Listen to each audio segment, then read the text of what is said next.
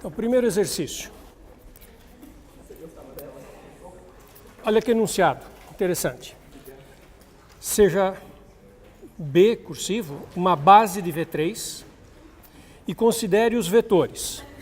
E aí nós vamos ter 3 vetores escritos nessa base, dados pelas suas coordenadas. Então, o vetor V1 é o vetor 1, menos 2, 0, na base B. O vetor V2 é o vetor 0, 3, menos 1, na base B. E o vetor V3 é o vetor 3, menos 3, 1, na base B. 3, menos 3, menos 1. Então, eu tenho uma base e 3 vetores escritos nessa base. Se alfa e beta forem tais que V1 mais alfa V2, desculpe, alfa e beta não, beta e gama, mais gama V3, igual a 0. Então a pergunta é quanto que dá o produto beta vezes gama. Tá? E nós estamos diante de um teste, tá, ok? Então, eu tenho 3 vetores, uma combinação linear que deu 0, e eu quero o produto de beta e gama. Primeira pergunta, peraí. Se a combinação linear deu 0, os coeficientes não têm que ser 0?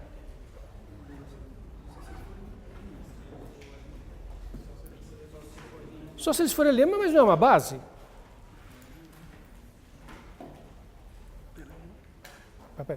Quem que é uma base?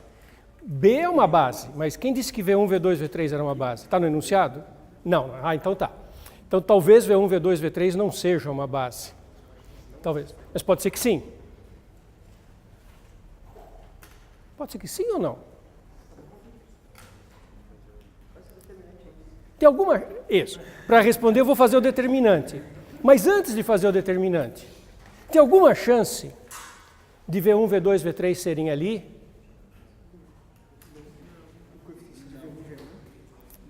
Não. Por que que não?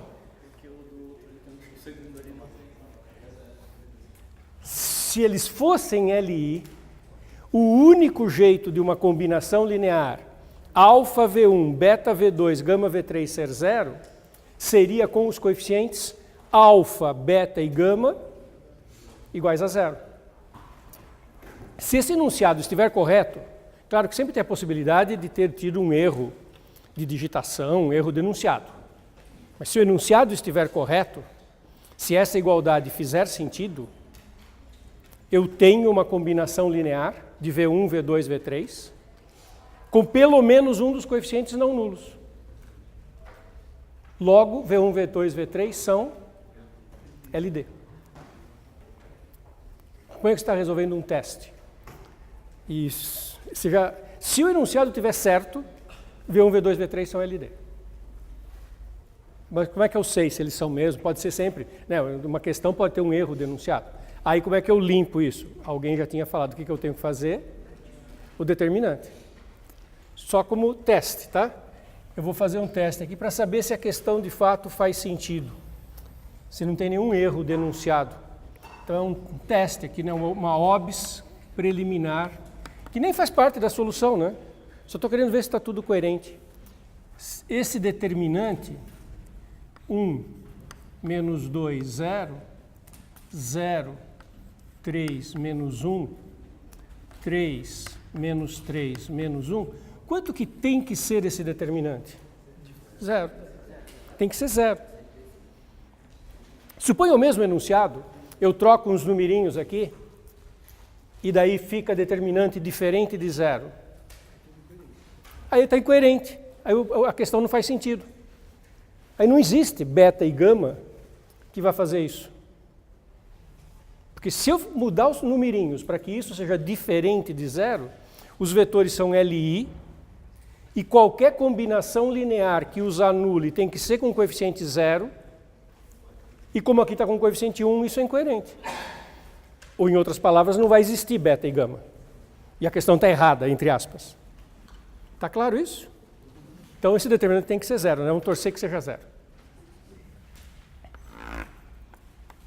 Menos 3, menos 2, menos 1, 3, dá mais 6. Aí tem um termo 0, 0. Aqui tem um 1, menos 1, menos 3, dá 3, troca sinal, menos 3. E o terceiro termo, 0. Ah, coerente. Os vetores são LD. Então o enunciado faz sentido. Todo mundo entendeu essa discussão preliminar? Que na verdade nem faz muito parte da solução da questão. Para resolver a questão e responder, eu poderia começar agora. Esta combinação eu quero que seja 0, então vamos lá. É V1, 1, menos 2, 0, mais beta V2, que é 0, 3, menos 1, mais gama V3, que é 3 menos 3 menos 1 igual a 0. Ou seja, 1 mais beta vezes 0, mais 3 gama, tem que ser igual a 0. Menos 2 mais 3 vezes beta, menos 3 gama, tem que ser 0. E 0 mais menos beta, que é o beta menos 1, menos gama, tem que ser 0. A última equação me diz que beta é menos gama. A primeira me dá gama direto. Gama é menos 1/3. Essa daqui me diz que beta é menos gama, portanto, mais 1/3. Só passar o menos beta para o lado de cá.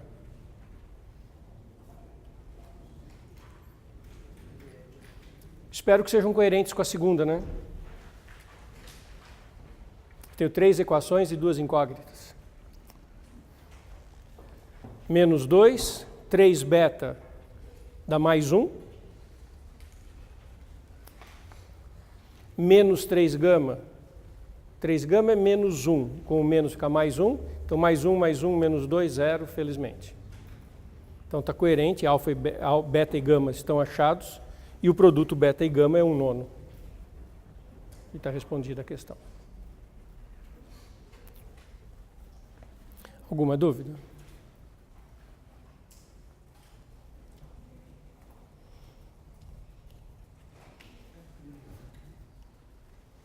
Alguém tem algum comentário? E eu queria que ficasse claro para vocês também que eu fiz um comentário preliminar para tentar entender a questão, que não fazia parte da solução. A solução podia começar aqui. Isso foi uma dúvida que me ocorreu sobre a questão, não era resolver a questão. Você queria perguntar alguma coisa?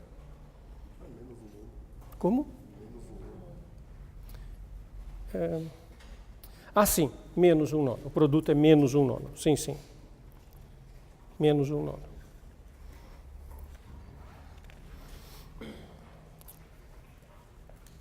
Estamos juntos?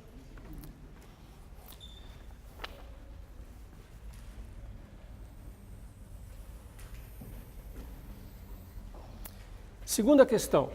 Eu vou resolver a questão e daí eu vou comentar como que ela estava formulada na prova e mostrar que você não precisava fazer nada para responder.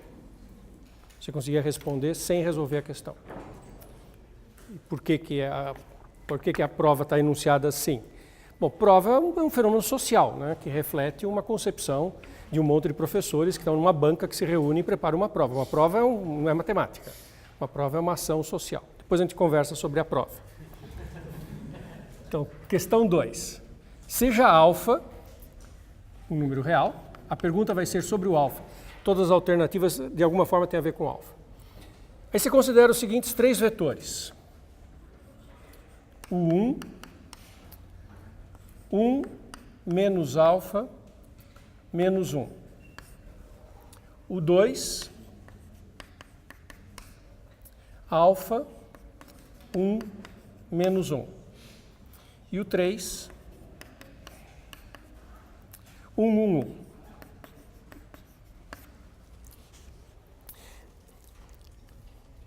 Todos escritos em uma base, em relação a uma base. Claro, coordenadas, isso é tácito, né? Se eu escrevi vetores em coordenadas, é claro que essas coordenadas se referem a uma base que é base mesmo, sobre a qual não tem nenhuma base. Pode-se afirmar que, e aí as alternativas todas perguntam se o 1, o 2 e o 3 é uma base. E o que tem que acontecer com o alfa para ele ser uma base? Pergunta poderia ser, se fosse só uma pergunta, assim, para que valor de alfa que isso é uma base? De novo, o que a gente faz? Determinante diferente de zero. Simples. Então, determinante diferente de zero.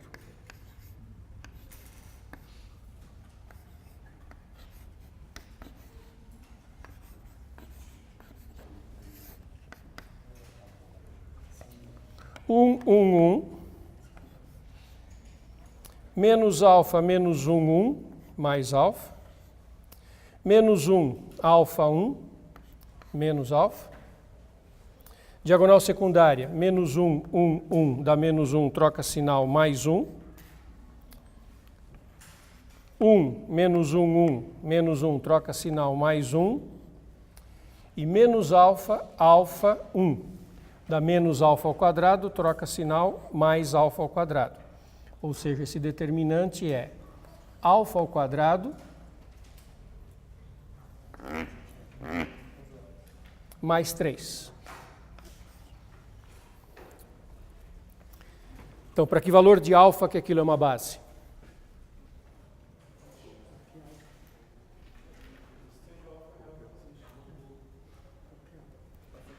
Qual que é alfa? Então, a conclusão, depois de calcular esse determinante, é que o 1, o 2, o 3 é uma base, qualquer que seja alfa pertencente a R.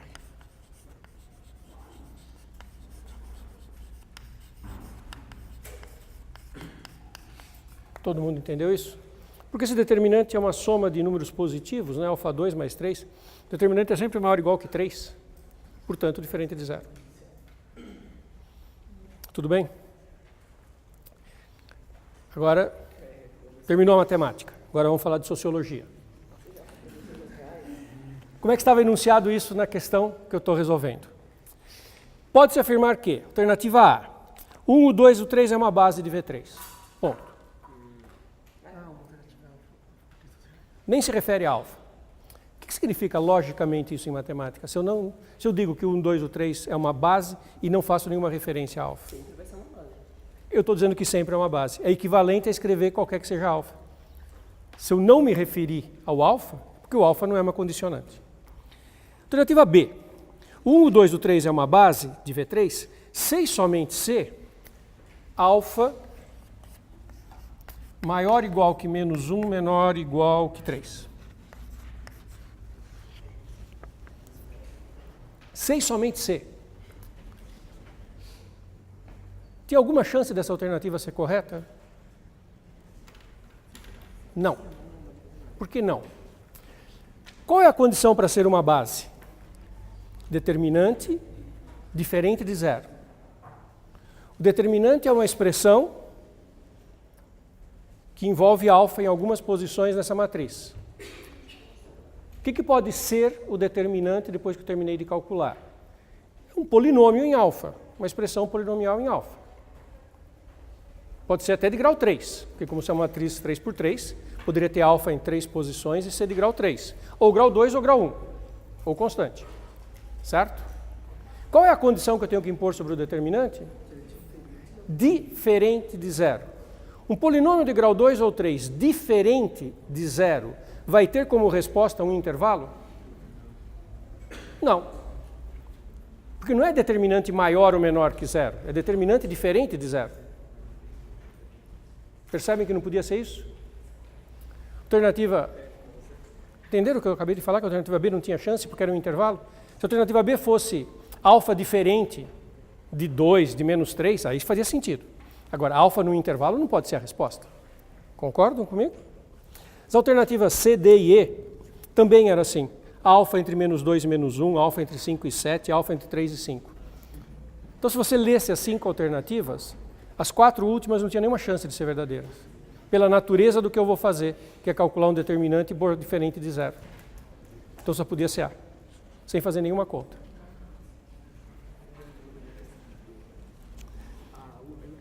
Entenderam o que eu acabei de falar, turma? Isso ficou claro?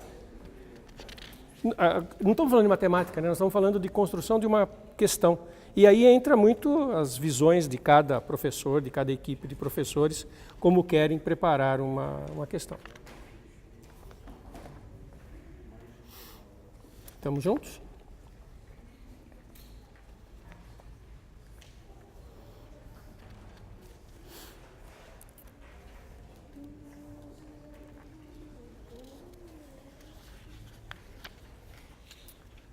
Podemos continuar? Agora eu vou fazer uma questão que é bastante significativa.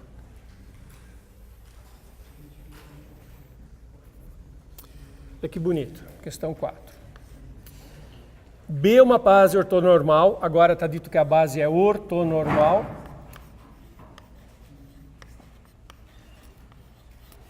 De tudo que nós falamos até agora na disciplina, o que vem à sua mente quando você começa a ler uma pergunta, um texto, um comentário, um enunciado, um teorema, e eu começo falando que a base é ortonormal? O que muda? Qual é a... Que diferença faz se eu começar a questão falando só base, ou se eu falar base ortonormal? É mais fácil fazer o produto escalar. O produto escalar pode ser feito nas coordenadas. Essa é a grande mudança que teve até agora. De tudo que nós falamos, um monte de coisas sobre base, sobre LI, LD, combinação linear única, tudo vale para qualquer base.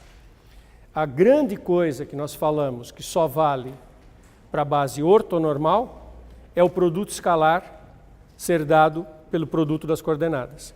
E ligado a isso, o módulo do vetor é a raiz quadrada da soma das coordenadas ao quadrado, que é o teorema de Pitágoras. Essas coisas bem técnicas ligadas ao produto escalar. O resto é tudo igual. Tá? E nesse contexto de que o que muda é o produto escalar, muda, portanto, o cálculo da projeção de um vetor. Porque a projeção do vetor entra o produto escalar. Então, projeção, módulo do vetor, produto escalar, ficam muito mais simples se a base for ortonormal. Essa é a coisa que tem que vir na cabeça da gente quando a gente começa a ler um texto. Né? Se eu começo a aula, no meio da aula, eu falo, agora vamos pensar numa base ortonormal. Do que é que eu estou falando, né? Do que vai mudar se eu estou falando que a base é ortonormal. Tá bom? Então, a base é ortonormal. Considera dois vetores. 1, 0, menos 1.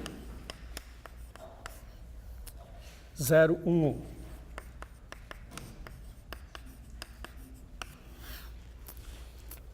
Agora eu vou definir novos vetores. O A, eu digo exatamente quem é. O vetor A é a projeção de V em W. Então o A é um vetor que nós conseguimos calcular a expressão dele completamente, totalmente. Nós temos fórmula para isso. E o B é um vetor genérico x, y, z.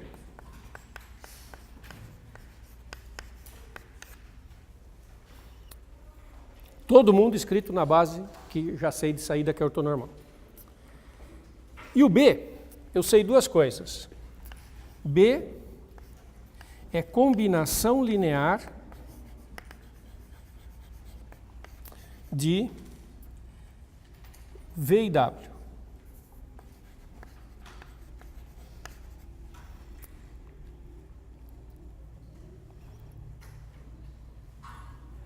Seja B uma combinação linear de VW que seja ortogonal a V e que satisfaça a igualdade produto escalar AB igual a 1. Isso é um dos símbolos possíveis para produto escalar. Eu tenho a tendência natural de usar mais vezes o outro símbolo, mas esse também é um. Então a pergunta é quanto que dá x mais y mais z.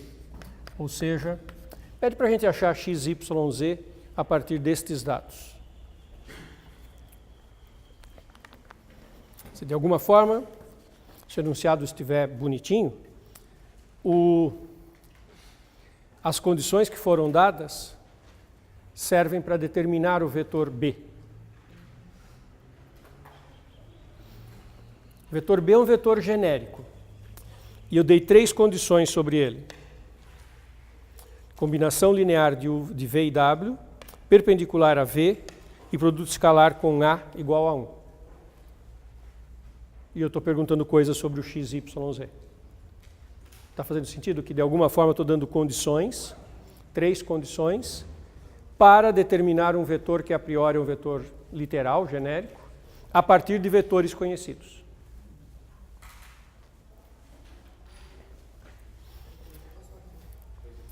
Primeira providência, acho que é calcular o A, não? Calcular o A é uma coisa boa, porque nós vamos usar o A para fazer o produto escalar por B. Então, o A é a projeção do V sobre o W. Projeção de um vetor sobre outro é o produto escalar dos dois, então V escalar W, módulo de W ao quadrado, módulo ou norma de W ao quadrado, na direção do W. Isso é o coeficiente que projeta em cima do W. Quando o W é versor, que esse cara desaparece, o módulo de V ao quadrado, porque ele é 1, e aí que é natural dizer que a componente da projeção do vetor V sobre um versor é o próprio produto escalar. Quando ele não é versor, aparece o módulo dele ao quadrado, a norma dele ao quadrado no denominador. Então, o A é igual produto escalar VW. Se eu estou numa base ortonormal, eu faço com as coordenadas. Outra pergunta.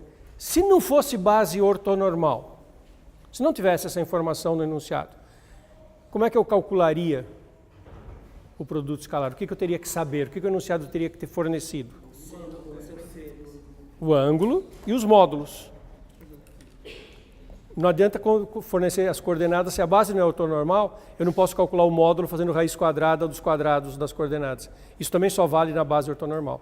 Se a base não fosse ortonormal, teria que ter módulo de V, módulo de W e o ângulo entre eles. Para fazer módulo de V, módulo de W, cosseno do ângulo, para calcular o produto escalar.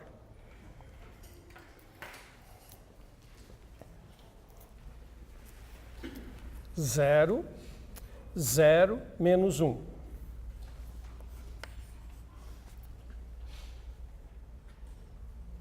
Módulo de V ao quadrado. Módulo de W ao quadrado. Quanto que é o módulo de W? Raiz de 2. Na direção W. Ou seja, o nosso vetor A é 0, menos meio, menos meio.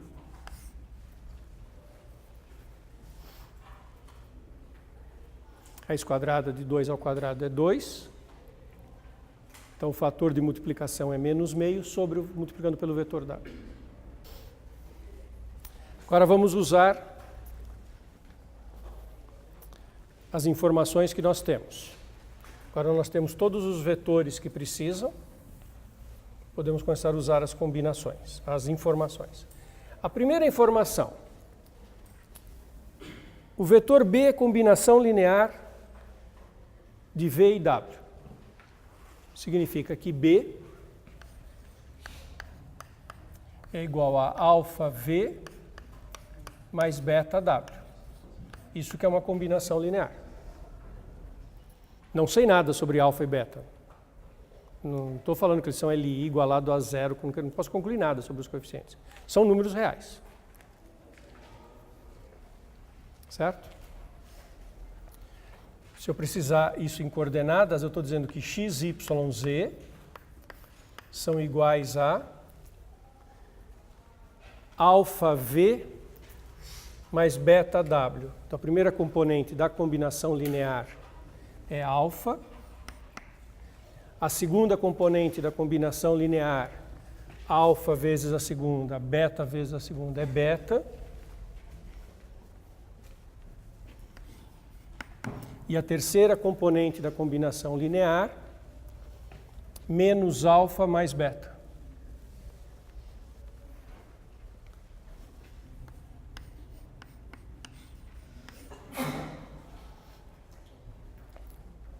Ou seja, eu escrevi o z, o xyz, que é o vetor B, usando as duas componentes alfa e beta. Se eu descobrir alfa e beta, eu descobri xyz. Normal? Agora tenho a informação que B é perpendicular a V.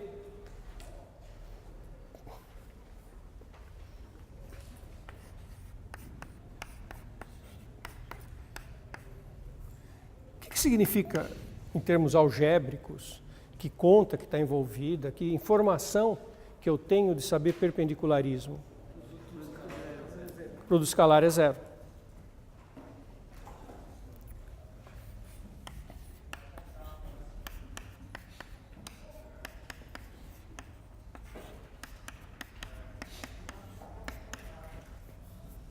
Zero número, né? Produto escalar é um número. Zero número, não zero vetor.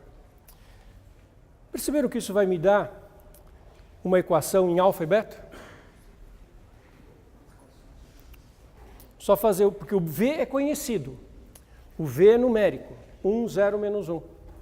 E o B está escrito em termos de alfa e beta. Então, como é que fica o produto escalar BV? As componentes. 1 vezes alfa, primeira componente do B, primeira componente do V. Alfa e 1. Agora, segunda componente do B, beta. Segunda componente do V, 0. Mais beta, 0. Mais terceira componente do B, menos alfa mais B. Terceira componente do V, menos 1. Isso é 0.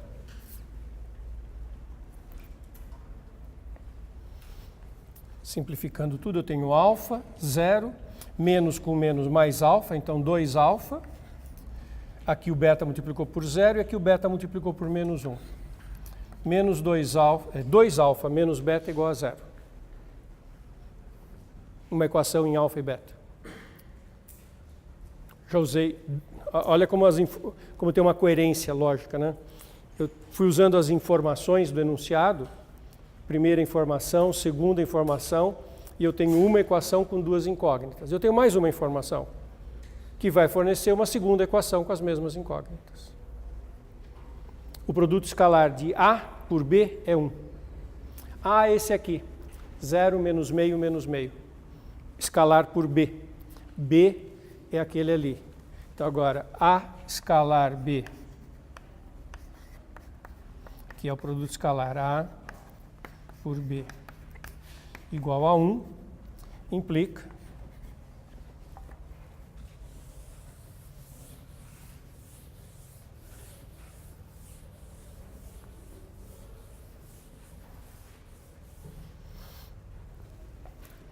A 0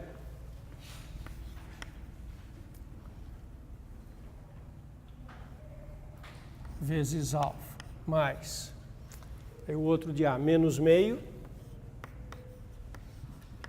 vezes beta mais menos meio, que são as componentes do A, 0 menos meio, e as componentes do B.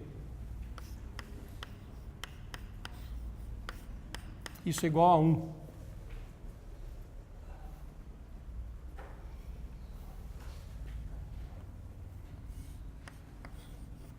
Menos beta sobre 2, aqui tem um menos com menos, mais alfa sobre 2, e aqui tem um menos beta sobre 2 igual a 1.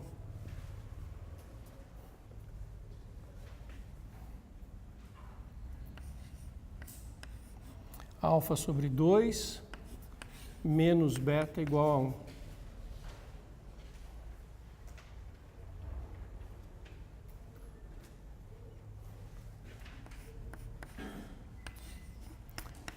beta igual a alfa sobre 2 menos 1, só isolando o beta aqui, e jogando naquela outra equação, 2 alfa menos o beta, que é alfa sobre 2 menos 1, igual a 0. Bom, 2 alfa menos alfa sobre 2 é 2, 3 alfa sobre 2, menos 1 é mais 1, igual a 0. Se eu não errei nenhuma conta, alfa é igual a menos 2/3.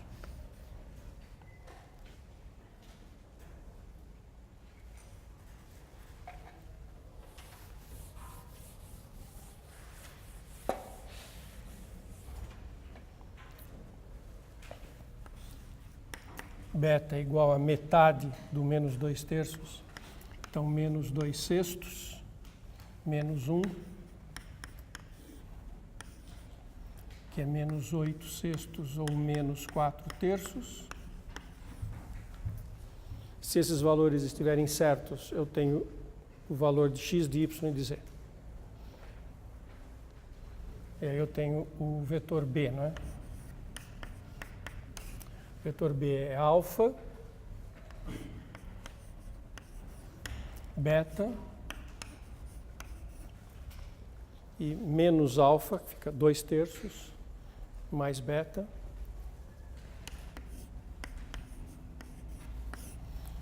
Então, supondo que eu não errei nenhuma conta, esse é o B, esse é o X, esse é o Y, esse é o Z. E aí qualquer pergunta que o exercício faz, em particular, tinha perguntado a soma, mas isso é só um jeito de fazer a pergunta. Uma questão ainda sobre esse mesmo tema, só que agora o contexto muda um pouco, porque o enunciado começa assim: V, W e Z pertencem a V3. E vem um monte de informações. Essas informações estão deste jeito, porque ninguém falou a palavrinha mágica base ortonormal. Então agora olha que tipo de informações que vem. Módulo de V igual a 3. Módulo de W igual a 2. Módulo de Z igual a 1. Aí. Ângulo entre V e W. Θ entre V e W. Π sobre 3.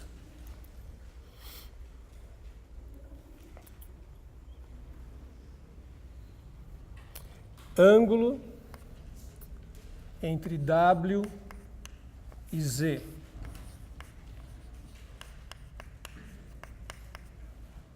Π sobre 4.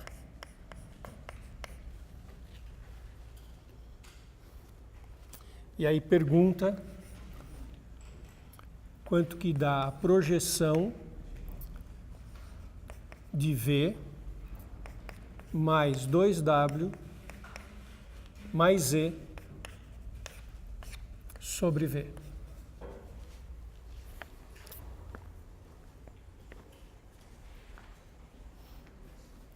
Então, não é base ortonormal, não está dito, portanto, não deu as coordenadas. E também não adiantaria nada fornecer coordenadas. Se você dá as coordenadas numa base que não é ortonormal, a gente pouco faz com aquelas coordenadas. Se é uma pergunta sobre LI, LD, eu posso sim usar as coordenadas para o determinante. Mas para a projeção, para produto escalar, se a base não é ortonormal, não adianta as coordenadas. Então, quer saber a projeção? O que nós temos que fazer para calcular a projeção? A projeção é aquela fórmula. Então é aquilo que eu vou fazer. O que mudou é que, como a base não é ortonormal, o cálculo do produto escalar vai ter que ser feito usando aquela outra formulação de produto escalar que não é com coordenadas. Então vamos ver como é que fica isso.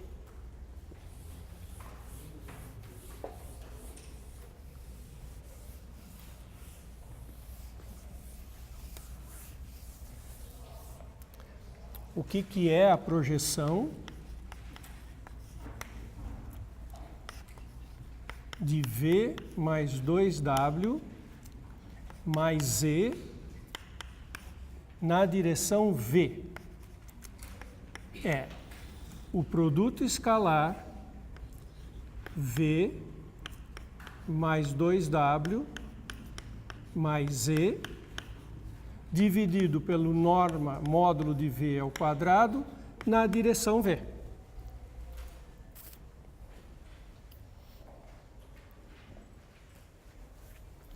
Esqueci de escrever uma coisa, né? Vocês estão olhando, ainda bem que eu olhei para vocês. Eu vi a cara de não entendi de vocês e eu vi que tinha um erro. É o produto escalar V mais 2WZ por alguém. Por V.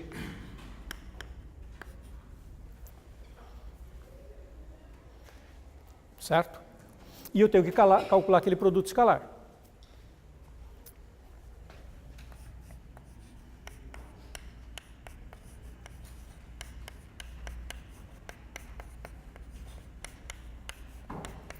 E o produto escalar tem a propriedade que a gente chama de linearidade, que é de quebrar, você pode quebrar em pedaços.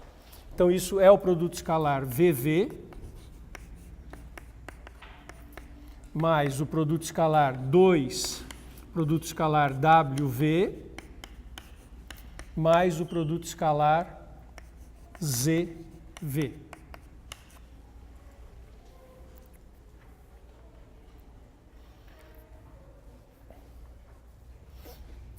O produto escalar de um vetor por ele mesmo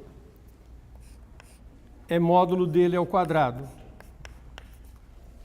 Por quê, né? Porque o produto escalar, quando não se trata de base ortonormal, quando não estou fazendo em coordenadas, como é que é conceituado o produto escalar? Módulo do vetor, módulo do outro vetor, cosseno do ângulo. Se eu estou falando do mesmo vetor, produto escalar de um vetor por si próprio, é módulo dele, por isso que fica módulo ao quadrado, cosseno do ângulo entre ele e ele. O ângulo entre um vetor e ele próprio é 0, cosseno 1. Então fica módulo dele ao quadrado. No outro caso, eu tenho 2, módulo de U, módulo de W, tanto faz a ordem, né? Mas é módulo de W, módulo de V, cosseno do ângulo entre W e V. W e V é π sobre 3. Mais produto escalar Z por V. Módulo de Z, módulo de V, cosseno do ângulo.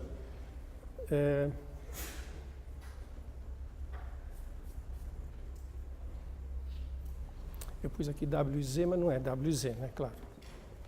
Desculpe, eu pulei uma linha que tinha aqui. A linha que tem aqui que diz que o V e o Z são ortogonais. Eu esqueci de uma linha do enunciado. V, Z, ortogonais. Portanto, esse cosseno aqui é 0, é cosseno de π sobre 2. E, na verdade, não precisa do ângulo entre W e Z, porque a gente não vai fazer o produto escalar de W e Z. WZ não aparece no produto escalar.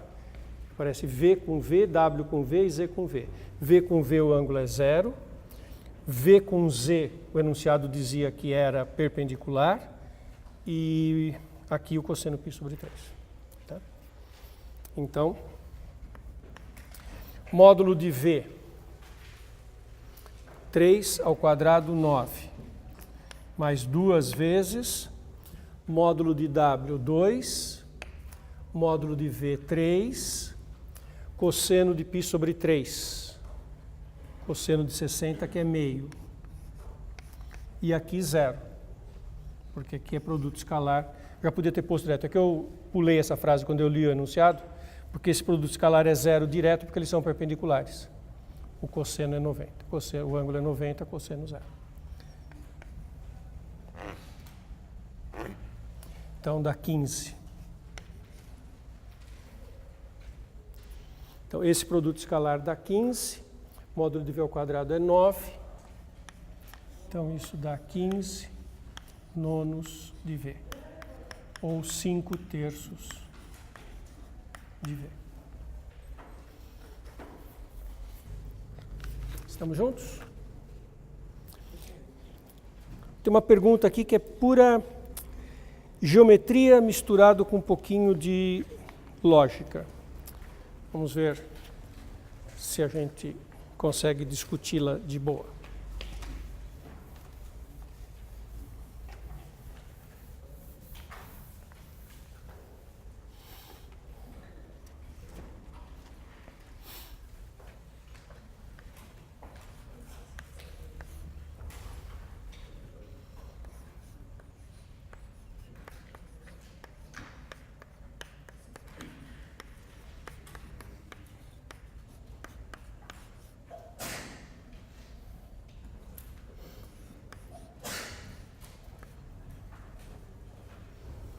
Tenho 4 vetores em V3.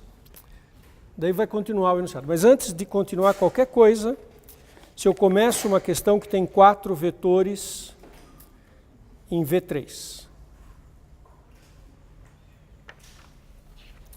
Qual que é a primeira coisa que vocês sabem?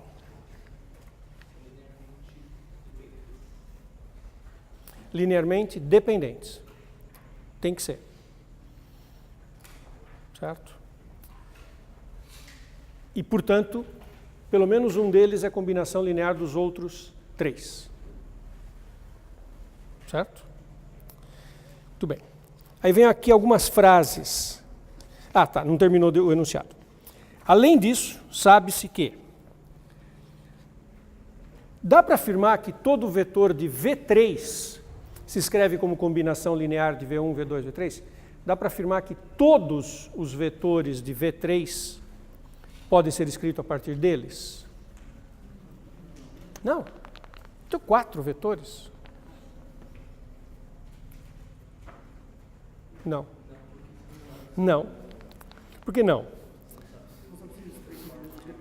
Eles podem ser tão linearmente dependentes que sejam todos apontando para uma mesma direção.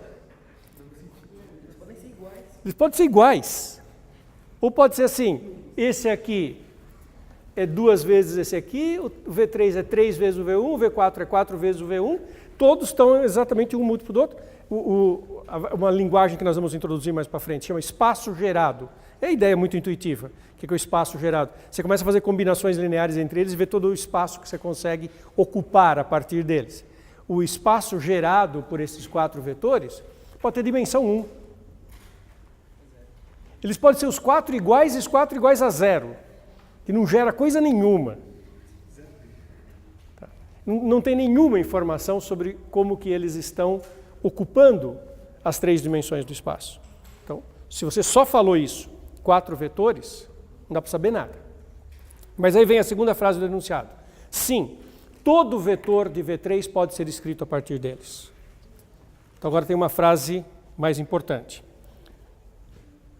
Qualquer que seja V e V3, V é combinação linear de V1, V2, V3, V4.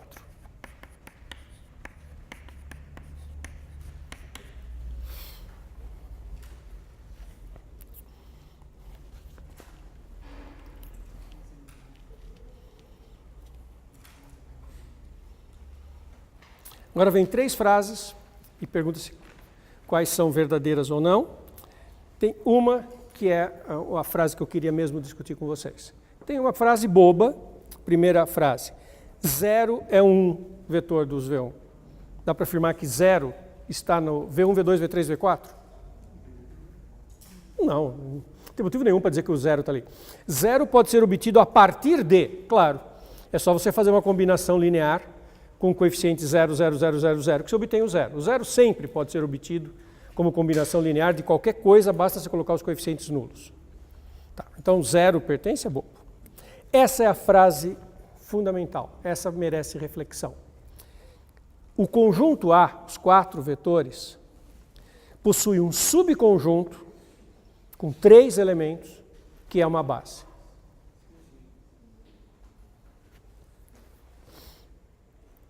O que a gente sabe? Tem 4. São LD, claro, porque é superabundante em R3. No V3, 4 vai ser LD. Não necessariamente eles vão gerar o espaço inteiro, porque eles podiam ser todos múltiplos um do outro, e a hora que você faz combinação linear só gera uma coisa de dimensão 1. Mas está dizendo que eles geram o espaço inteiro. Está dizendo que todo mundo é combinação linear de três, deles, 4.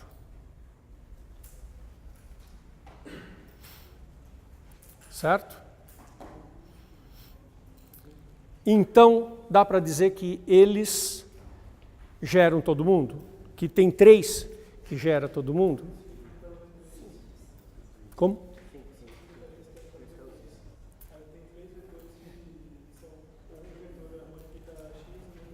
Uhum. Primeiro vamos pensar intuitivamente. 4, claro que tem uma redundância, porque o espaço é tridimensional, então vai ter, são LD. E eu estou dizendo que todo vetor se escreve como combinação linear dos 4. E a minha pergunta é, será que tem 3 dentro dos 4 que geram, que é uma base, que gera tudo? Tem. Intuitivamente todo mundo enxerga que tem? Senão não daria o V3. E algebricamente, como é que seria uma argumentação disso? Se eu tivesse que escrever uma coisa um pouquinho mais algébrica para isso. Olha que ideia bonitinha. Não é verdade que todo vetor se escreve a partir deles? Não está dito isso? Então o V1 se escreve a partir do V2, V3, V4? Isso é para todo V, né? Tá. Então pega um deles e escreve a partir dos outros 3. Daí você não está dizendo que todo vetor do espaço se escreve a partir deles 4? Então você escreve uma combinação linear de um V qualquer a partir desses 3, desses 4. Daí você pega um deles e escreve também a partir dos outros. E você consegue escrever o V a partir dos outros 3. Você consegue pegar 3 que gera todo mundo. Mas tem que juntar duas coisas. Que todo cara do espaço se escreve a partir deles e que, então, tem entre eles... Mas, então, o importante era que vocês percebessem isso. A partir dessa informação, eu sei que existem 3 que geram espaço. Isso é uma informação super importante. Terminologia, já te passo a falar. Terminologia. Como eles geram o V3 inteiro, eles são um conjunto gerador, isso que chama o nome. Um conjunto que gere o espaço inteiro é um conjunto gerador, porque ele gera o espaço inteiro. Ninguém está dizendo que eles são LI, e eventualmente eles não são. Sabemos que 4 são LD, mas o teorema é assim. É uma afirmação que vocês já estão respondendo corretamente antes de eu falar qualquer outra coisa. Se eu tenho um conjunto gerador, eu tenho um subconjunto do gerador, que é uma base. O gerador pode não ser uma base, porque ele tem gente demais e fica LD. Mas se eu jogar fora alguns que estão redundantes, eu fico com uma base. Fala. Então isso significa que se eu pegar 3 vetores, mesmo que eles sejam paralelos, e alterar os coeficientes, eu posso chegar em outro vetor que... Não. E por que não? O que falha no que eu estou falando? Se você pegar 3 vetores que são paralelos, esta frase não é verdadeira mais. Neste enunciado, eu não tenho só 4 vetores no V3. Eu tenho 4 vetores e a informação que qualquer vetor se escreve com combinação linear deles. Mas isso é importante sua observação. Suponha que esses 4 vetores, ou 3, não sejam LI. Ou eles são todos paralelos a um plano, né? 3 vetores assim, paralelos ao mesmo plano, ou até paralelos mesmo. Tal. Aí qualquer combinação linear que você faça não vai escapar deste mundo com dimensão mais baixa. Você não vai para uma dimensão mais alta. Mas observe que tem uma frase aqui que é super relevante. Eu tenho 4 e todo mundo é combinação linear deles. Ou seja, o que está dizendo aí? Que eu tenho 4 que geram o espaço inteiro. E qual é a interpretação que a gente dá? Ah, então esses 4 ocuparam todas as dimensões. Ótimo, os 4 ocuparam todas as dimensões. Tem 3 que já ocuparam todas. Porque se nenhum dos 3 ocupasse todas, eu nunca ia conseguir sair disso. Tem 3 que já ocupam todas as dimensões. Certo? Senhor, se eu tenho um conjunto gerador de subconjunto dele falha, eu posso chamar de conjunto? Um subconjunto deles. Se eu tenho um conjunto gerador de 4, mas 3 deles pode formar uma exceção. Não forma um V4, ele forma um V3. Aí eu posso chamar de conjunto gerador? Você pode chamar de conjunto gerador o espaço inteiro. Os 4 vetores.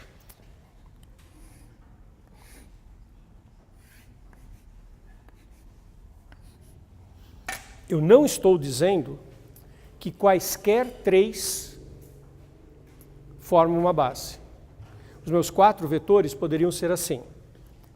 Um vetor ser esse, outro esse, paralelo ao plano XY, e o quarto esse.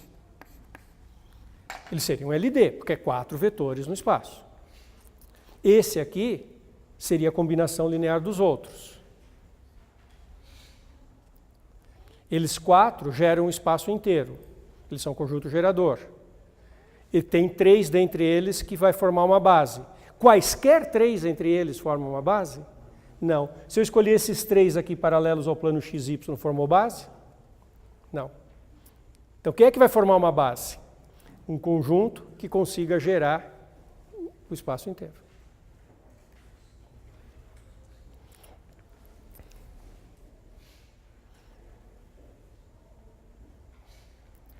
Tá ok?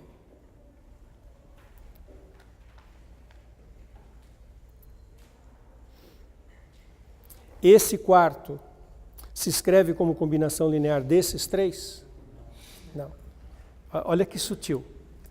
Mas não disse que todo mundo se escreve como combinação linear dos vetores? E agora esse aqui não se escreve como combinação linear desses 3? Então, todo mundo se escreve como combinação linear dos 4. Então, como é que eu escrevo esse, que aponta para cima, como combinação linear dos 4? Eu ponho o coeficiente nele próprio, 1, 0 nos outros. E ele é combinação linear dos 4. Ele é combinação linear dos outros 3? Não. Então, aquele raciocínio que eu acabei de fazer, você tem que escolher um que seja combinação linear dos outros 3. E aí você consegue fazer o argumento. É bem sutil, bem bonito. Ficou clara essa ideia para vocês? Bonito, né?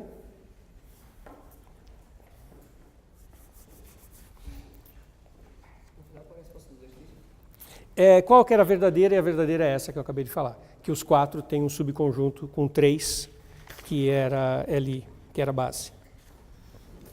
E a outra afirmativa que era errada, que também é sutil, mas é bem menos sutil. Existe um vetor do A, um dos 4, que é combinação linear de outros 2 de A. Existe necessariamente um. Quer dizer, existe um vetor que é combinação linear dos outros 2. De outros 2. Se eu desenhar assim, esse daqui é a combinação linear daqueles outros 2. Mas se eu levantar um pouquinho esse aqui.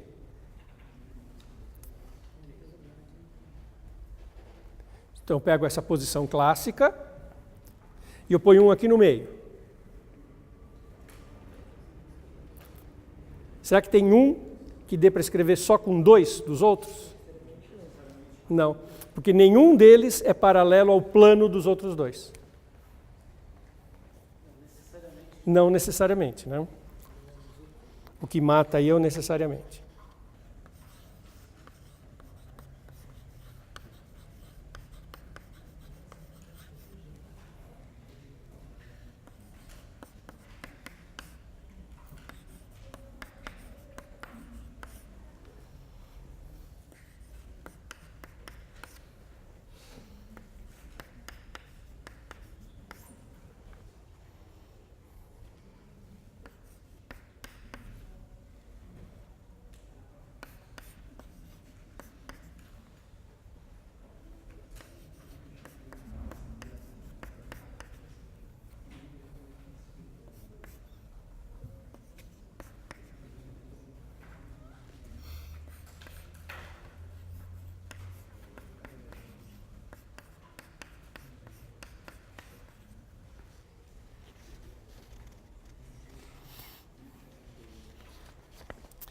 B é uma base ortonormal, 2 vetores dados em coordenadas.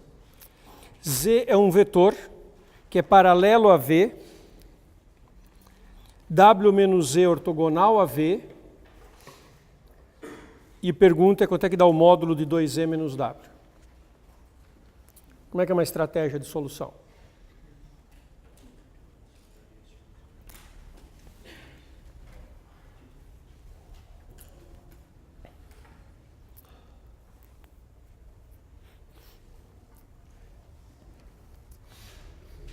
Z paralelo a V, como é que eu expresso isso? Cosseno deles é 0. É uma coisa... Cosseno deles é 1. Isso, o ângulo é 0. O ângulo é 0. Ou 0 ou 180, né? Ou 0 ou 180. E o cosseno é 1 ou menos 1. Mas tem uma coisa mais simples para eu fazer. Isso está certo. Mas tem uma coisa mais simples para expressar paralelismo. Projeção também está certo, mas também talvez não seja o mais simples. Você está falando... Um é um número real vezes outro. Por que essa é a coisa mais simples de se fazer? Todas as que vocês falaram estão certas. Agora, qual que é a mais simples e que talvez então me ajude mais a resolver a questão? O Z é incógnito. O V é dado. Se eu interpretar o fato de paralelismo como ser múltiplo, eu digo que o Z é lambda vezes V. E V é conhecido. Quantas incógnitas ficam para determinar o Z? Só uma. Fica só um parâmetro dependente de ser calculado. Perceberam por que essa estratégia é mais simples? Porque eu consigo escrever o Z com um parâmetro, com uma incógnita. Daí eu pego esse Z com uma incógnita, jogo aqui. W é dado, Z é um múltiplo de V, então a menos desta incógnita, Z é conhecido, V é conhecido. Perpendicularismo vai significar o quê? Produto escalar vai dar 0, é uma brincadeira com as incógnitas, com as coordenadas, e vou cair numa equação de 1 grau na incógnita, que é o paralelismo. E aí eu acho o Z. E aí a outra parte da pergunta fica imediata. Perceberam que vários comentários que vocês fizeram estavam certos, mas o mais simples para encaminhar é usar que Z paralelo a V, eu escrevo como Z igual a lambda V, ou seja, lambda menos lambda 2 lambda. E o Z a menos de um parâmetro, ele estaria conhecido. Aí W menos Z, eu consigo calcular, 3 menos lambda, menos 1 mais lambda, porque é W menos Z. Então é menos 1 menos esse menos lambda. E 1 menos 2 lambda. Está aqui o vetor W menos Z, também dependendo de um parâmetro só, que é o lambda. Agora, a condição que W menos Z é perpendicular a V, que implica produto escalar V menos Z, V igual a 0. E aí eu corro olhar de novo no enunciado. Tem que a base é ortonormal? Tem. Ainda bem, né? Porque agora eu faço produto escalar do jeito simples.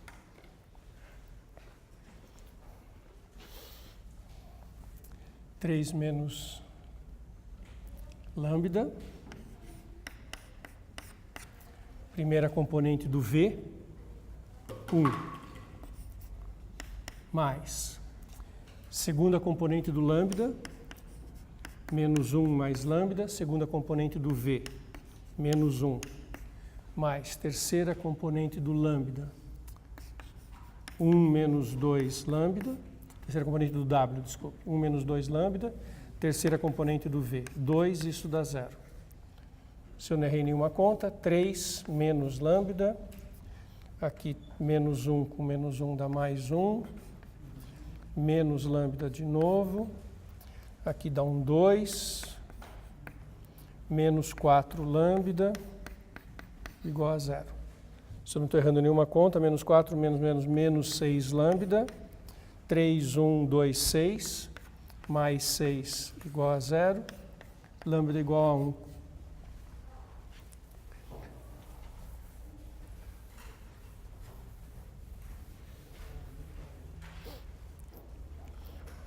Quer dizer que o múltiplo, o z é múltiplo, não é paralelo. Na verdade, o z é o próprio v. Decepcionante, né? Fazer essas contas e descobrir que o lambda é 1. Vocês lembram quando vocês tinham 10 anos de idade e iam fazer uma equação, se dava x igual a zero? Você reclama, mas fiz todo o esforço para descobrir que o x é zero, não vale. É a mesma coisa. Uhum. Então, o z é o próprio v. Então, 2z menos w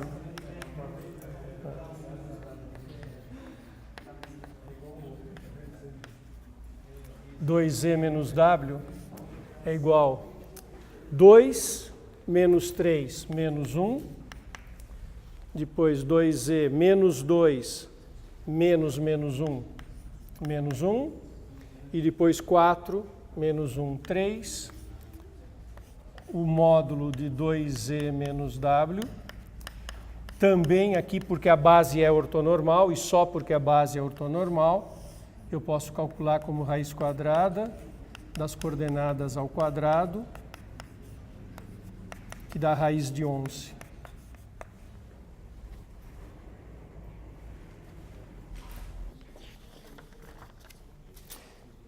Ah, sim, tinha um exercício aqui que eu queria fazer, claro, estava esquecendo.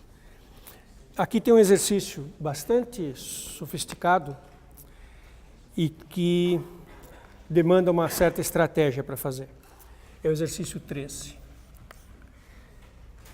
Considera a matriz A e é uma matriz 4 por 4.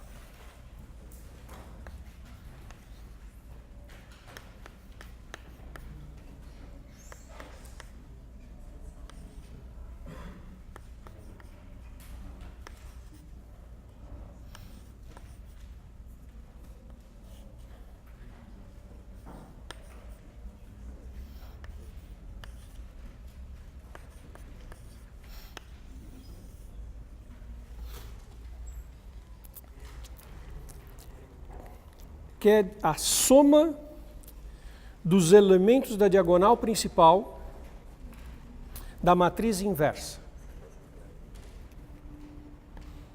Então, soma da diagonal principal. Vocês sabem qual que é o nome oficial para a soma dos elementos da diagonal principal?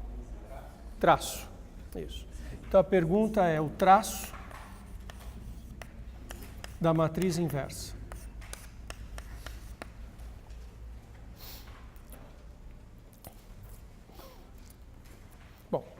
Primeiro vamos falar de matemática. Primeira pergunta é, quem falou que a matriz é inversível, né? Você vai fazer uma questão, você não vai duvidar. Se ela não for, a questão está errada, vão ter que anular na prova. O problema não é mais seu, né? E aí vai ter que ter uma solução política, porque a questão está errada. Mas para nós, que estamos mais interessados em matemática, ninguém está interessado em fazer prova. Estamos interessados no saber pelo saber, não é? Uhum. Tanto que eu tenho certeza que vocês até o final do ano vão abandonar a engenharia e vão passar para a matemática e a largar essa bobagem de ser engenheiro e ganhar dinheiro. Para que vocês querem isso? É muito mais interessante ser matemático, estudar matemática a vida inteira do que ser engenheiro, né? Como é que a gente faz para saber se ela é inversível mesmo? Determinante. Se eu fosse calcular o determinante, como é que calcularia? Regra de Quió? Sim. Tem também o teorema de Laplace, que dá para desenvolver pela segunda coluna, porque está cheio de zeros aqui. Sim. Então, esse determinante, desenvolvendo por Laplace, pela segunda coluna, ele é 0 vezes, 2 vezes, aí tem um fator aqui que é menos 1 elevado à soma dos índices, desta posição, que é a posição 1, 2, 3, 2, menos 1 elevado a 5,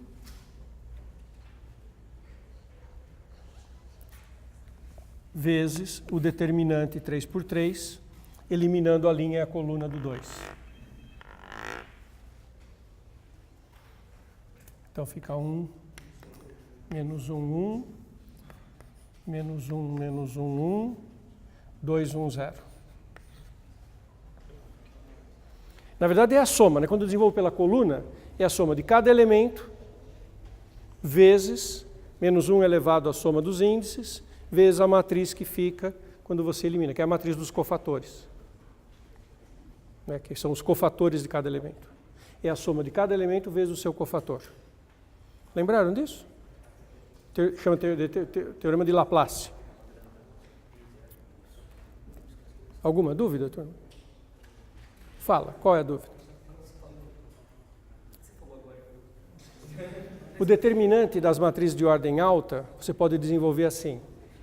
Escolhe uma linha ou coluna, pega aquele elemento, multiplica aquele elemento pelo determinante da matriz que você obtém eliminando a linha e a coluna do elemento, que é um determinante de ordem 3, multiplicado por menos 1 elevado à soma dos índices, e soma tudo isso ao longo da linha e da coluna. Sim? Teorema de Laplace. O que você está olhando aqui de novo?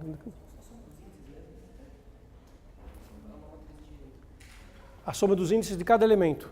Esse elemento não está na linha 3, coluna 2, então é 5 aqui. Porque ele está na linha 3, coluna 2.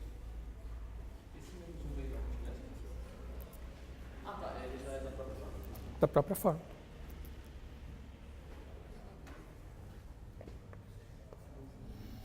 Isso aqui dá menos 2. 1 menos 1, 0. Menos 1, 1, 2, dá menos 2. 1 menos 1, 1, que dá menos 1. Aqui dá menos 2, troca sinal mais 2. Aqui dá 1, 1, 1, troca sinal menos 1. E aqui tem um 0. Então esse determinante deu menos 2 com menos 2 deu 4.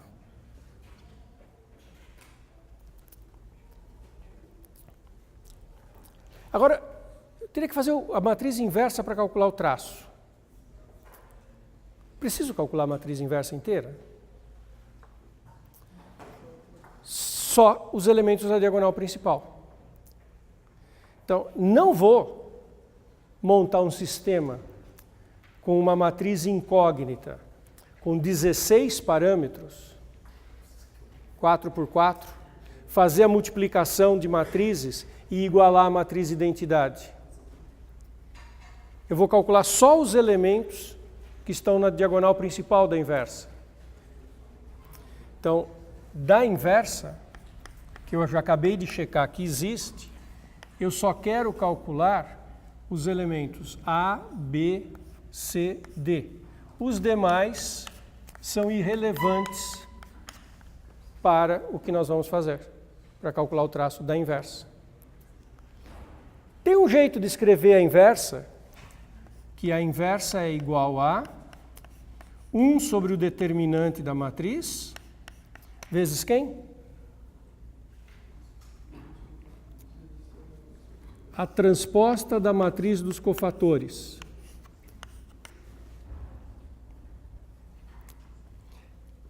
Poxa, mas eu estou interessado na diagonal principal. Quando você transpõe uma matriz, tem o que não varia? A diagonal principal. Então, nem preciso me preocupar com a transposta. Então, o que eu tenho que calcular agora? 4 cofatores. Só isso. Eu vou calcular os 4 cofatores dos elementos da diagonal principal. Não vou ter que multiplicar pelo elemento, não. Eu multiplico pelo elemento quando eu faço o teorema de Laplace. Calcular o cofator, eu só elimino o elemento e faço o determinante do que sobra, vezes os coeficientes. Por exemplo, então, o A, que vai aparecer ali, na verdade, ele é igual a 1 sobre o determinante de A vezes o cofator do elemento 1, 1. Então ele é igual a 1/4. Quem que é o cofator do elemento 1, 1? Menos 1 elevado a 2. E o determinante, quando você suprime a linha e a coluna do elemento 1. Então é esse determinante 0, menos 1, 1, 2, 0, 1, 0, 1, 0.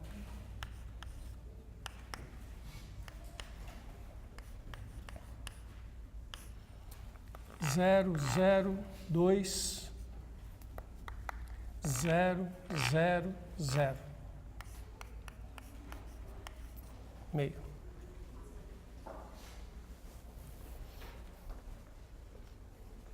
Deixa eu ver se minha conta está certa, que eu vivo errando em contas. Sim. Aqui deu que o cofator é 2 vezes 1/4 é meio. Está certo.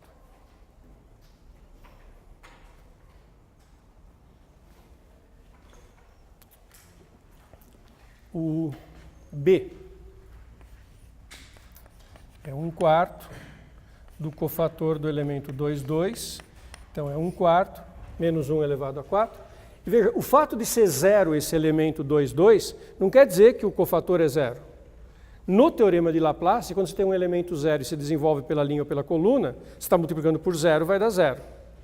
Mas aqui o cofator eu elimino a linha e a coluna do 0, que é a linha 2, coluna 2, e faço o determinante 1, menos 1, 1, 0, 0, 1, 2, 1, 0.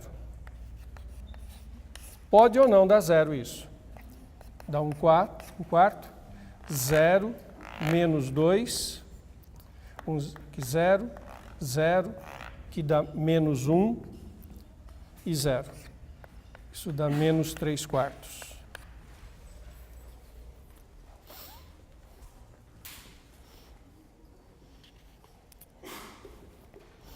Tudo bem? Entenderam a estratégia?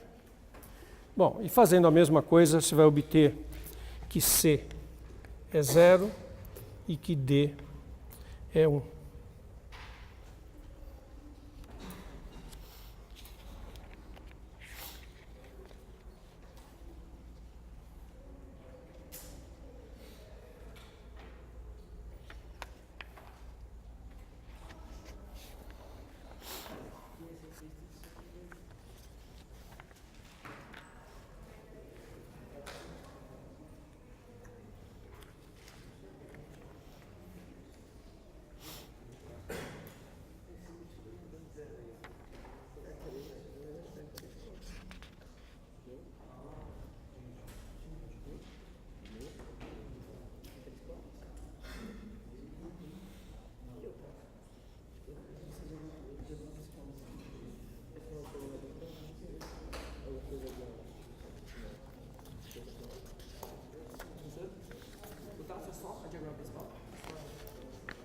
Traço é a soma dos elementos da diagonal.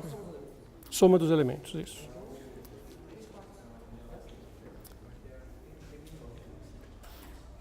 Isso, 3/4.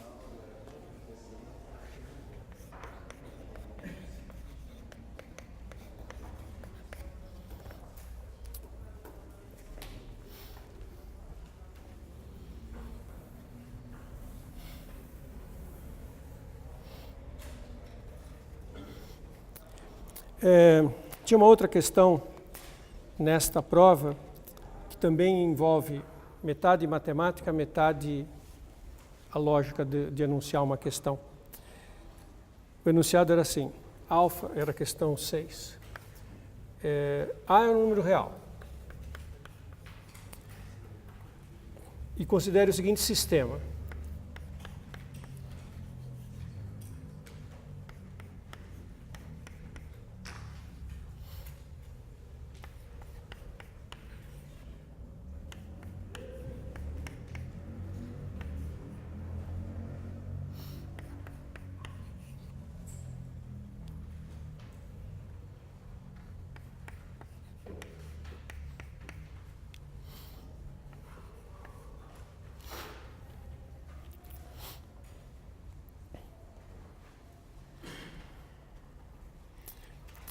temos que esse sistema possuirá uma solução única, C e somente C. E aí fala do A, para ter solução única. O que você faz para saber se ele tem solução única? Determinante e impõe em que condição? Diferente de zero. Então, solução única.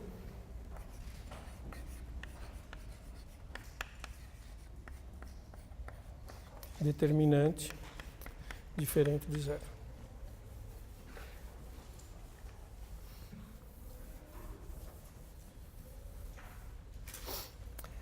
Portanto, você faz essa coisa aqui.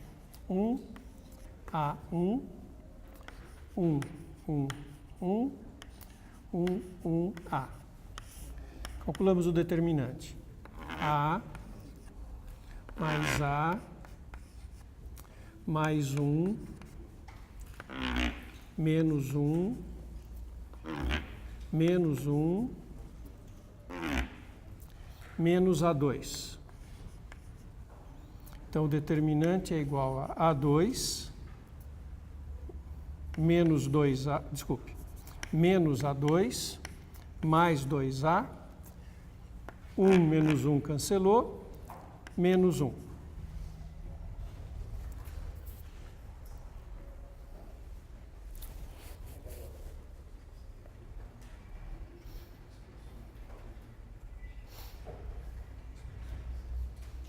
Certo? Todo mundo me acompanhou? Para saber se o det A é igual ou diferente de zero, vamos resolver det A igual a zero. Det A igual a zero é A2 menos 2A mais 1 igual a zero. Isso aqui dá A igual a 1, né? Só tem uma raiz essa equação. Isso aí é igual a A menos 1 ao quadrado.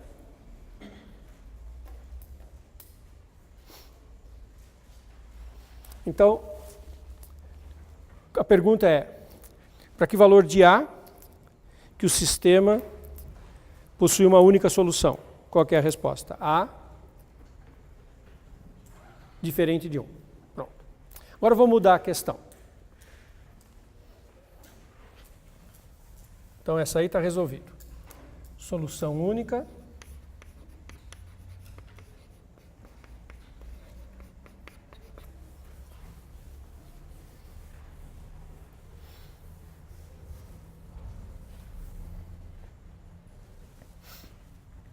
Agora questão 6, linha. Mesmo sistema.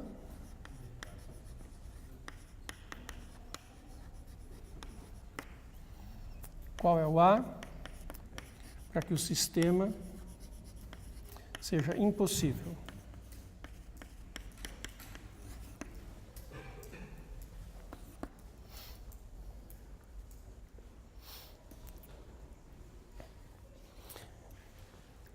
Então, vamos fazer matemática primeiro e depois falar do que pode acontecer numa questão que você está fazendo uma prova, um teste.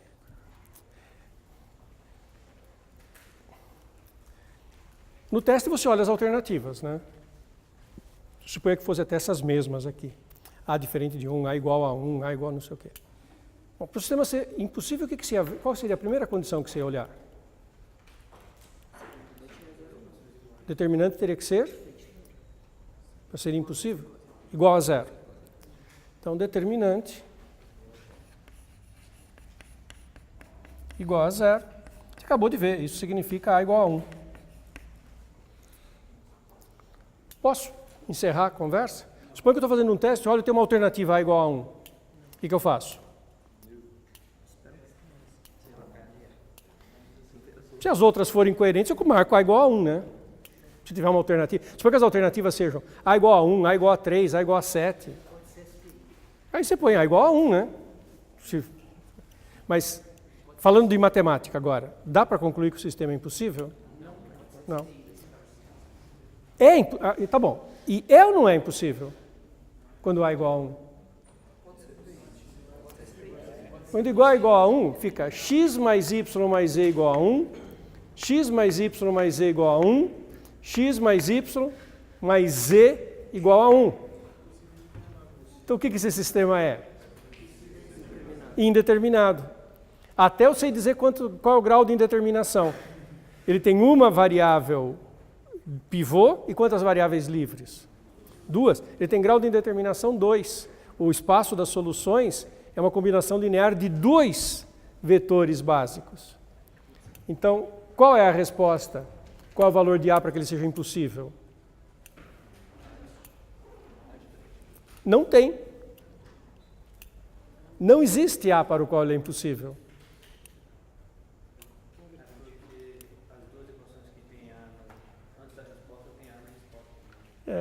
Então, veja só. O A, que está aqui nesse determinante, ele serve para decidir se tem solução única. E o valor do A, sendo diferente de 1, diferentes A's, A igual a 5, A igual a 7, A igual a 8, ele vai interferir na solução. Se o conjunto de solução único, quem é a única família com 3 incógnitas, 3 numerinhos, que é a solução. E o A, então, o valor numérico do A vai interferir no valor numérico da solução. Agora, sobre ele ser indeterminado ou indeterminado, é o determinante nulo, e aí, dependendo do determinante, do A, ele pode ser impossível ou indeterminado. Às vezes, você cai numa equação do segundo grau. Tem 2 valores de A que anulam um determinante. Aliás, aqui também caímos numa do segundo grau, só que só tinha uma raiz. Poderia ter 2. Para um valor de A é impossível, para outro valor de A é indeterminado. O que vai acontecer vai depender da correlação entre as equações, incluindo o que acontece aqui. Olha que interessante. Se eu tivesse escrito aqui 2A²,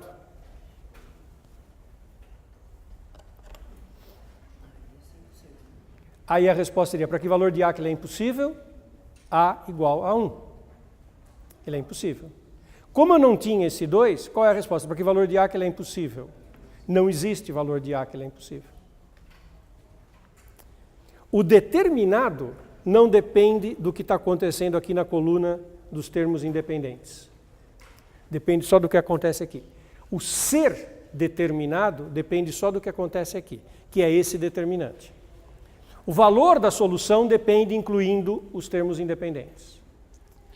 O ser impossível ou indeterminado depende dos termos independentes.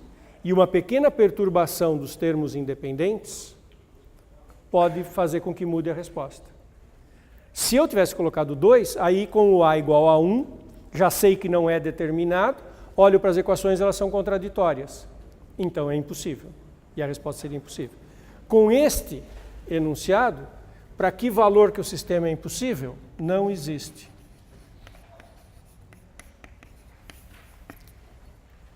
O determinante tem que ser 0 para não ser determinado, mas não basta o determinante ser 0, porque determinante 0 não decide entre impossível e indeterminado. Aí você tem que olhar o sistema particularmente.